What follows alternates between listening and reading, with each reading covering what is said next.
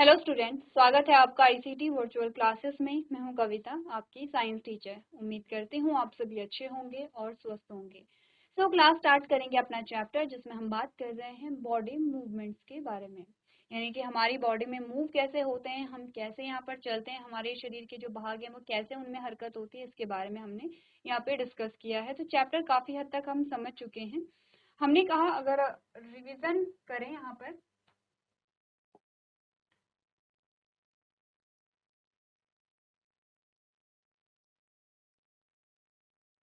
तो सबसे पहले हमने कहा कि हमारी जो बॉडी है वो सेल से मिलकर के बनी है, यानी कि कोशिकाओं से मिलकर के बनी है। ठीक है। अब कोशिकाओं से ऊ तक से अंग, और अंग से अंग तंत्र बने हैं। जैसे कि काफी सारे जो अंग तंत्र हैं, ऑर्गन सिस्टम है, उसे आप अपनी स्क्रीन पे देख पा रहे होंगे एक इमेज के थ्रू। आपको यहाँ पर दिखाई दे रहा है रेस्पिरेटरी सिस्टम, आपको दिखाई दे रहा है डाइजेस्टिव सिस्टम, आपको दिखाई दे रहा है सर्कुलेटरी सिस्टम। एटलीस्ट तीन जो आपके ऑर्गन सिस्टम है वो आपको यहाँ पर क्लियरली दिखाई दे रहे हैं। तो कौन कौन से हमारे पास आते हैं? मस्कुलर सिस्टम यानी कि मांसपेशीय तंत्र, डाइजेस्टिव सिस्टम यानी कि पाचन तंत्र, रेस्पिरेटरी सिस्टम यानी कि श्वसन तंत्र, सर्कुलेटरी सिस्टम यानी कि परिसंचरण तंत्र, नर्वस सिस्टम यानी कि तंत्रिका तंत्र, एंडोक्राइन सिस्टम यानी कि अंदर श्रावी जो तंत्र होता है, और एक्सक्रीटरी सिस्टम यानी कि उत्सर्जी तंत्र। तो ये हमारे पास कुछ तंत्र आते हैं। अब हमने कहा हम इनके बारे में क्यों पढ़ रहे हैं, क्योंकि यहाँ पर इस चैप्टर में दो तंत्र होते हैं जिनके बारे में हमने पढ़ा है। मस्कुलर सिस्टम यानी कि मांसपेशीय तंत्र, और स्केलेटन सिस्टम जो यहाँ पे नहीं है, स्केलेटन सिस्टम यानी कि कंकाल तंत्र। ठीक है, कंकाल तंत्र। अब आपने कहा यहाँ पर कि ये दो तंत्र जो हैं वो हमारे शरीर की गति में हमारी सहायता करते हैं। तो आगे जाकर के हमने कुछ शब्द हमारे पास आए हैं, जैसे मूवमेंट क्या होती है और लोकोमोशन क्या होता है। तो मूवमेंट का मतलब क्या होता है? जैसे कि मैं यहाँ पर हूँ, मैं आपसे बात कर रही हूँ और मेरे शरीर में मूवमेंट हो रही है। जैसे कि मेरी जो टंग है, मेरे जो लिप्स हैं, या मेरे जो हाथ हैं, या मेरी जो पलकें हैं वो झपक रही हैं। तो ये सारी मूवमेंट मेरी बॉडी में हो रही है। जैसे कि मेरी जो गर्दन है वो, उसमें भी यहाँ पे हलचल हो रही है या मूवमेंट हो रही है। आपने कहा लेकिन इससे मेरे शरीर की जो अवस्था है, जो पोजीशन है, उसमें कोई चेंज नहीं आया है। मैं जहां पर खड़ी थी मैं वहीं पे खड़ी हूँ। ऐसा नहीं है कि मेरी जो जगह है वो परिवर्तित हो गई है। तो इस प्रकार के जो गति हमारे शरीर में होती है, जहां पर शरीर जो है वो एक ही स्थान पे रहता है लेकिन शरीर के अंगों में गति होती है, उसे हम कहते हैं मूवमेंट। तो लोकोमोशन क्या होता है? लोकोमोशन जब हम चल करके एक स्थान से दूसरे स्थान आते हैं। जैसे कि मैं यहाँ पर आ गई हूँ, फिर मैं चली और मैंने अपनी अवस्था बदली और मैं अब यहाँ पर आ गई हूँ। तो लोकोमोशन का मतलब होता है कि हम अपनी एक्चुअल जो पोजीशन थी, पहले मैं यहाँ पर खड़ी थी, अब मैं यहाँ पर आ गई हूँ। ठीक है, मैं यहाँ से फिर वापस यहाँ पर आ गई हूँ। तो आपने कहा कि यहाँ पर इस प्रकार की गति में क्या हुआ है, मेरी जो बॉडी की पोजीशन थी वो चेंज यहाँ पर हुई है, और इसको हम क्या कहते हैं? लोकोमोशन कहते हैं। ठीक है, क्लियर है?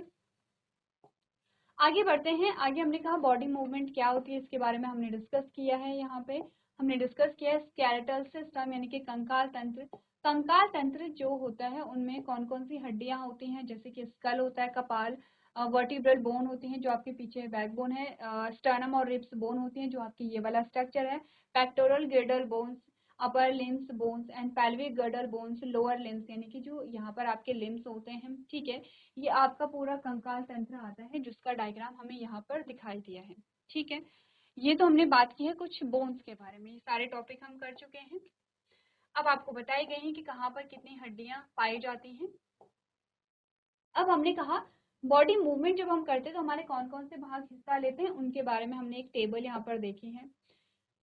आते हैं जॉइंट्स के बारे में, यानी कि जोड़। जोड़ का मतलब होता है कि जहां पर दो अलग अलग हड्डियां मिलती हैं उसे हम क्या कहते हैं? जोड़ कहते हैं। जोड़ अलग अलग प्रकार के होते हैं, और यही जोड़ क्या होते हैं? फ्लेक्सिबल, फ्लेक्सिबल कहेंगे या मूवेबल कहेंगे, फ्लेक्सिबल नहीं कहेंगे, मूवेबल कहेंगे, यानी कि इनमें गति पाई जाती है। तो अगर हम यहाँ पर बात करें जॉइंट्स के बारे में, तो सबसे पहले बॉल एंड सॉकेट जॉइंट आता है। इसका एग्जाम्पल हमने शोल्डर बोन और हिप बोन को लिया था। शोल्डर बोन जो आपकी यहाँ पर होती है।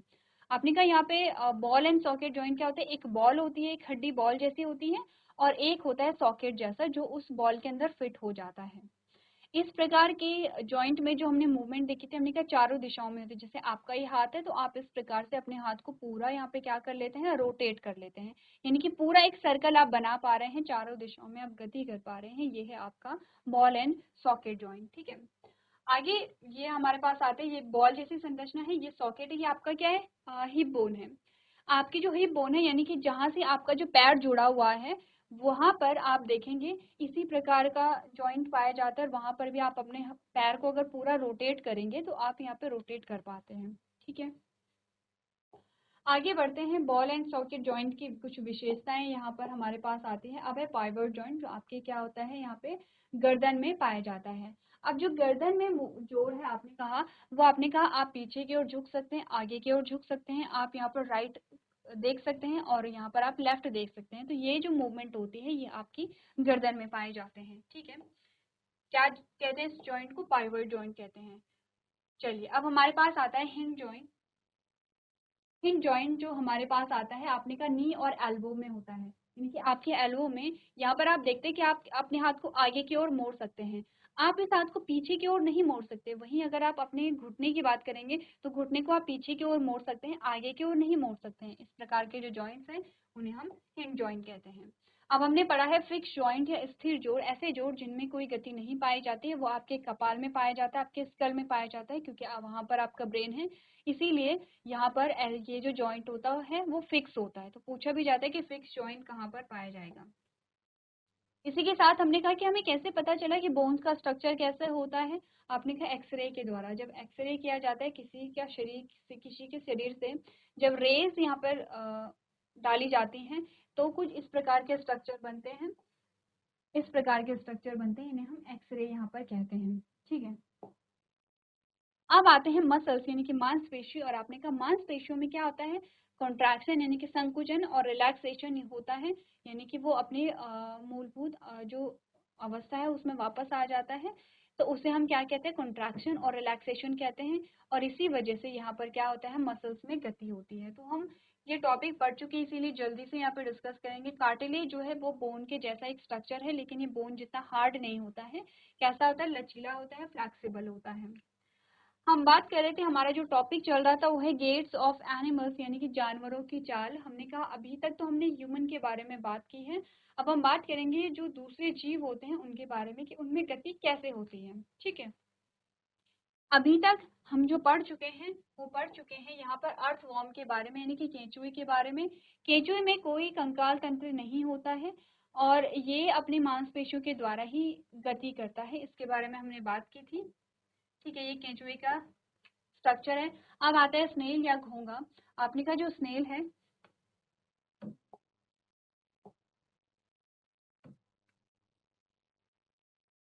आपने कहा जो यहाँ पे स्नेल है,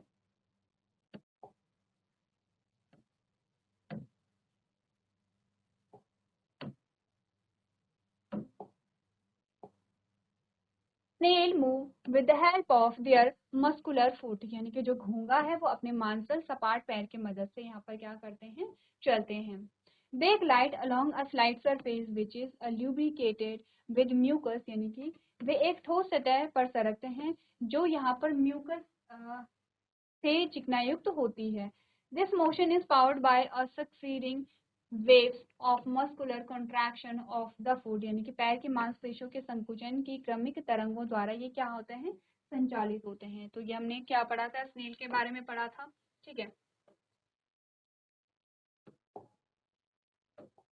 ठीक है, ये जो स्ट्रक्चर है ये स्नेल का स्ट्रक्चर आता है और यहाँ पर इसके मांसल पैर पाए जाते हैं नीचे वाली सतह पे। आपने देखा होगा इनमें भी कॉन्ट्रैक्शन और रिलैक्सेशन होता है, जिसकी मदद से ये आगे की ओर बढ़ते हैं। आगे बात करते हैं और कॉकरोच के बारे में बात करते हैं। कॉकरोच के बारे में क्या चीजें हमने समझी हैं? हमने कहा the body of a cockroach is covered with the hard outer skeleton that is made of a different unit joint together. आपने कहा कि जो कॉकरोच है उसमें क्या पाया जाता है? एक्सोस्केलेटन पाया जाता है या आउटर स्केलेटन पाया जाता है, जिसे बाह्य कंकाल कहते हैं। यहाँ पर it has 3 pair of legs, इनमें 3 जोड़ी क्या होते हैं? पैर होते हैं for walking, and 2 pairs of wings attached to the breast for flying. आपने कहा इनमें क्या होते हैं? 3 जोड़ी पैर होते हैं, 2 जोड़ी क्या होते हैं? विंग्स होते हैं, जो यहाँ पर उड़ने में सहायता करते हैं। यहाँ पर हालांकि ये जो कॉकरोच होते हैं ज़्यादा दूर तक नहीं उड़ सकते हैं और सारे कॉकरोच फ्लाइंग नहीं करते हैं, कुछ कुछ करते हैं वो भी बहुत छोटी सी दूरी में। ठीक है, it has distinct muscles that are used for movement. इनमें क्या होती हैं, अलग मसल्स होती हैं जो मूवमेंट में हेल्प करते हैं। The muscles attach to the legs help in walking. आपने कहा जो मसल्स होती हैं वो पैर से अटैच्ड होती हैं जो मूव करने में मदद करती हैं। The breast muscle attach to the wings help in flying although they are not good flyers. ठीक है, आपने कहा कि ये क्या होते हैं, बहुत अच्छे नहीं होते हैं उड़ने में, बहुत शॉर्ट डिस्टेंस में ही यहाँ पर उड़ पाते हैं। ठीक है, तो हमने क्या चीजें यहाँ पे डिस्कस की हैं। हमने कहा कॉकरोच का जो शरीर है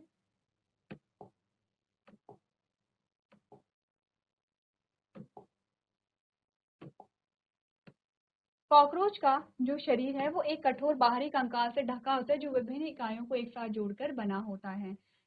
इसमें चलने के लिए 3 जोड़ी पैर होते हैं और उड़ने के लिए यहाँ पर छाती से जुड़ी 2 क्या होते हैं, पंख होते हैं। इसमें विशिष्ट मांसपेशियां होती हैं जिनका उपयोग गति के लिए किया जाता है। पैरों से जुड़ी मांसपेशियां चलने में मदद करती हैं और पंखों से जुड़ी छाती की मांसपेशियां उड़ने में मदद करती है। हालांकि ये उड़ने में अच्छे नहीं होते, अच्छे इन द सेंस की ये बहुत दूरी तक नहीं उड़ पाते हैं, बहुत शॉर्ट डिस्टेंस में उड़ेंगे और सारे ही कॉकरोच उड़ नहीं पाते हैं। ठीक है, एक बार आप लोग कॉकरोच के बारे में जो पॉइंट्स आपको बताए गए हैं वो नोट कर लेंगे।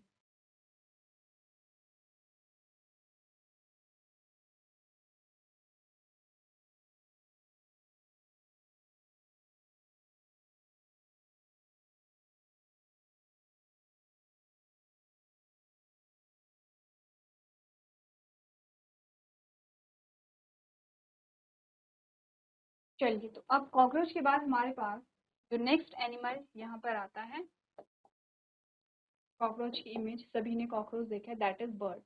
बर्ड के बारे में बात करेंगे, बर्ड में मूवमेंट कैसे होती है। तो हम सभी जानते हैं कि बर्ड्स जो हैं वो यहाँ पे फ्लाई कर पाती हैं, उड़ पाती हैं और चल भी पाती हैं।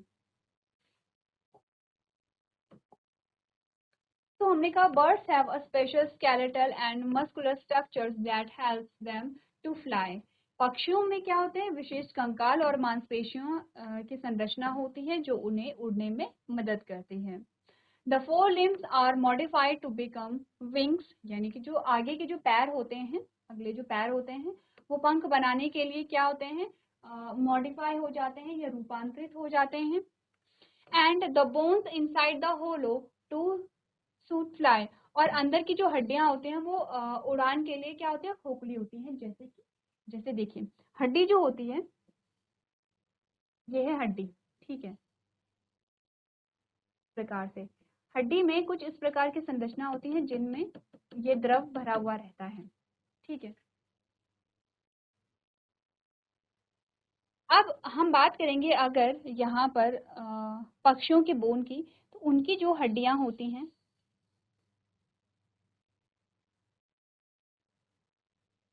वो कैसी होती है, अंदर से खोखली होती हैं। खोखली क्यों होती हैं, ताकि जो वेट हो बर्ड्स का वो कम हो और वो आसानी से फ्लाई कर सके। ठीक है, तो इसीलिए बोला गया कि इनकी जो हड्डियां होती हैं वो कैसी होती हैं, खोखली होती हैं।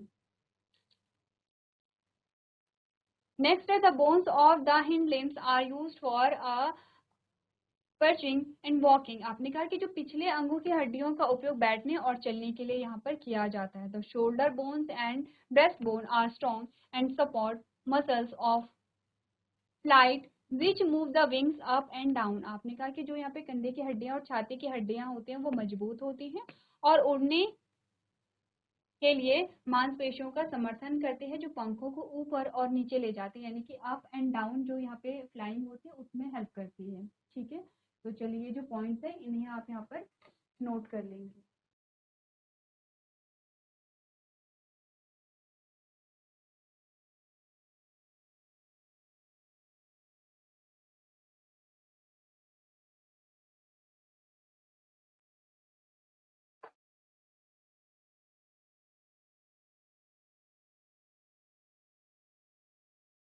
चलिए आगे बढ़ते हैं और नेक्स्ट यहाँ पर देखते हैं।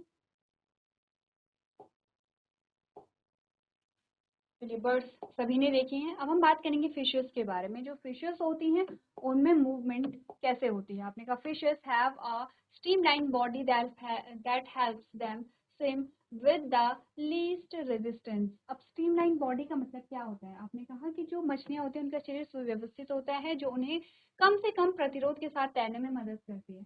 स्ट्रीमलाइन जो शेप होती है वो गाड़ियों में भी देखी जाती है। इसका मतलब होता है कि आगे से नुकीला और पीछे से आपने कहा चौड़ा।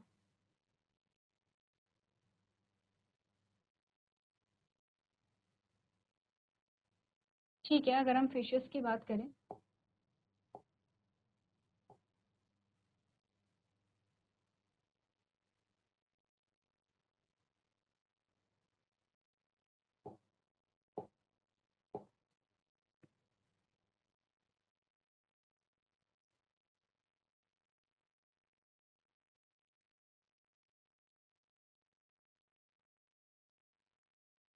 ठीक है,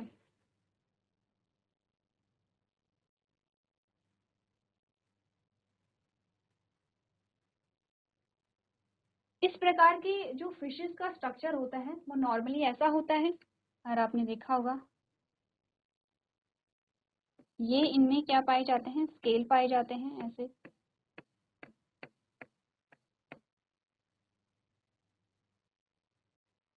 ठीक है, ये है फिश। अब फिश का स्ट्रक्चर हम क्या देख रहे हैं, आगे से अगर हम देखेंगे तो आगे से ये नुकीला है और पीछे से चौड़ा है।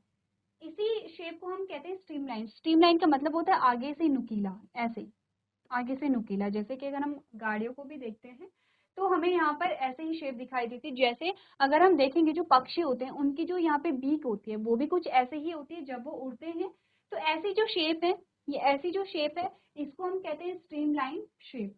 स्ट्रीमलाइन शेप जो होती है, आगे से जो बारीक हिस्सा होता है वो पानी को चीरने में या वो हवा को चीरने में सहायता करता है। जैसे फिश जो है वो आसानी से आगे की मूव यहाँ पर कर पाती है, और यही जो शेप है ये इसकी मदद करती है किसमें, तैरने में। ठीक है, तो पहला जो पॉइंट है वो क्लियर हो गया। आपने कहा they use their tail fin for small jerk throw water and other fins assist to swimming. आपने कहा पानी के माध्यम से छोटी झटके के लिए अपनी पूंछ पंख का उपयोग करते हैं, और अन्य जो यहाँ पे फिन्स होती हैं ये यहाँ पर इस प्रकार के, इनका उपयोग क्या करती हैं, यहाँ पर तैराकी में करती हैं। The tail fin also use for a changing direction. आपने कहा कि जो टेल फिन है उसका उपयोग दिशा बदलने के लिए भी किया जाता है। ये टेल फिन होगी यहाँ पर, और इसका उपयोग क्या कहाँ किया जाता है, दिशा को बदलने में किया जाता है। क्लियर है इतना? तो चलिए आप लोग एक बार इसे नोट कर लेंगे।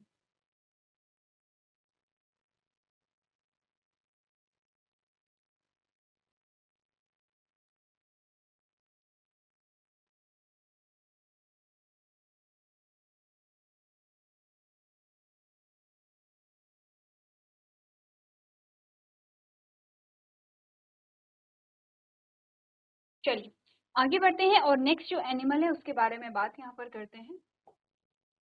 ये हमारे पास फिश आती है। ठीक है, चलिए नेक्स्ट एनिमल है स्नेक आता है। स्नेक कैसे मूवमेंट यहाँ पर करेगा, आपने कहा snakes do not have legs for movement but use their long backbone along with muscles for movement.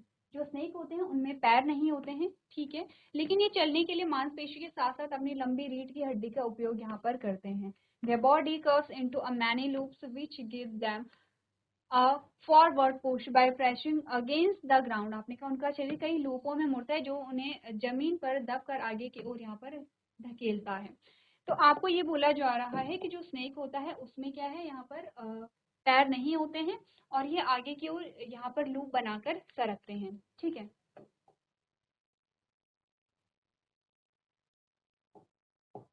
चलिए तो स्नेक कैसे यहाँ पर मूवमेंट करते हैं एक बार आप लोग इसे नोट कर लेंगे।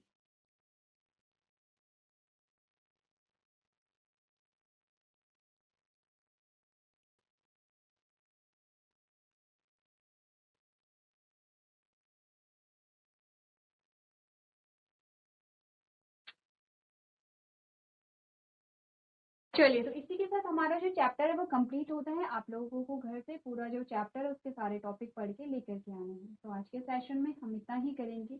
अभी तक क्लास में बने रहने के लिए आपका धन्यवाद।